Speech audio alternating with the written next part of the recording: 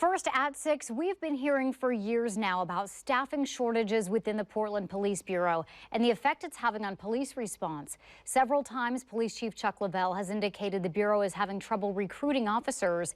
But upon closer inspection, there's a lot more going on when it comes to the Bureau's hiring practices. Fox 12's Simon Gutierrez joins us now in studio to explain. Yeah, Nora, it's no secret the Police Bureau has been understaffed, but it turns out that's not for a lack of interest in the job. In reality, the Police Bureau isn't having trouble attracting applicants, it's having trouble hiring them. Congratulations. In late September, the Portland Police Bureau announced the hiring of 20 new police officers, bringing the total of new officer hires in 2022 to 63. And I think over time, we've kind of stabilized.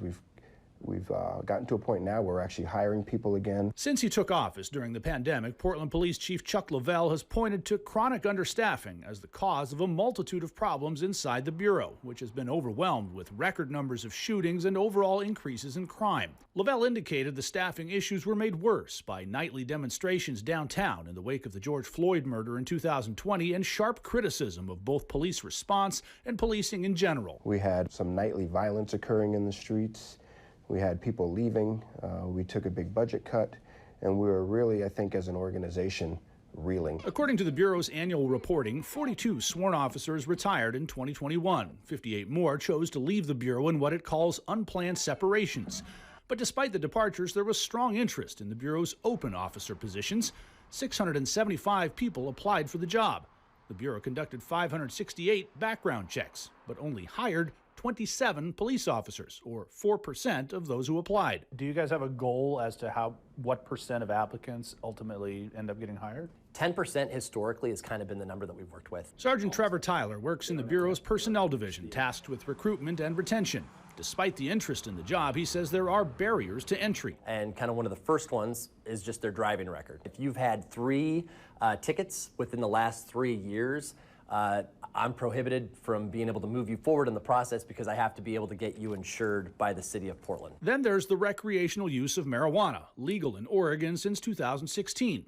In order to access the federal system to run background checks on suspects, there's a federal mandate that requires no marijuana use in the past 12 months. The problem is that some of the people that we get in front of, or some of the people that decide to want to be police officers, 6 months ago when they were at a party, they might have partaken in marijuana products, and now they have to wait for 6 more months until they can apply. And this is a significant portion of the applicants? I would say that it happens on a regular basis. On every cycle, every 2 weeks, when we look at the applicants that have applied with the Portland Police, there are a number of them that answer yes to that question. We filed a records request with the Police Bureau asking how many applicants were disqualified for either their driving record or marijuana use. According to the City of Portland, 73 applicants self-identified for marijuana use in 2021, 69 in 2020, and 57 in 2019. As for driving record, a total of 84 applications were rejected over a 2-year span for moving violations or traffic citations. Tyler, meanwhile, says despite the hurdles that exist, interest in working for the Police Bureau is strong, with over 1,200 applicants so far this year, although some of those were part of a backlog from the year before. More than half of the people that we had apply are from here, and a vision that they had and a value that each one of them shared across the board was that they wanted to make this place more livable. And despite the recent new hires, the Police Bureau says it's still woefully short of sworn officers. The Bureau is actively recruiting new officers and offering a starting salary of over $75,000. Still, even if someone passes muster, the hiring process can take months. Nora? Simon, has there been any talk of perhaps changing some of these requirements, specifically the one about marijuana use, in order to put more applicants through? Well, the marijuana use in particular is challenging because that's still considered a federally scheduled controlled substance under the Controlled Substance Act. So changing the federal requirements for officers and background checks, that would require literally an act of Congress. And while there has been some discussion about descheduling marijuana nationally, there's not been a whole lot of momentum in that direction.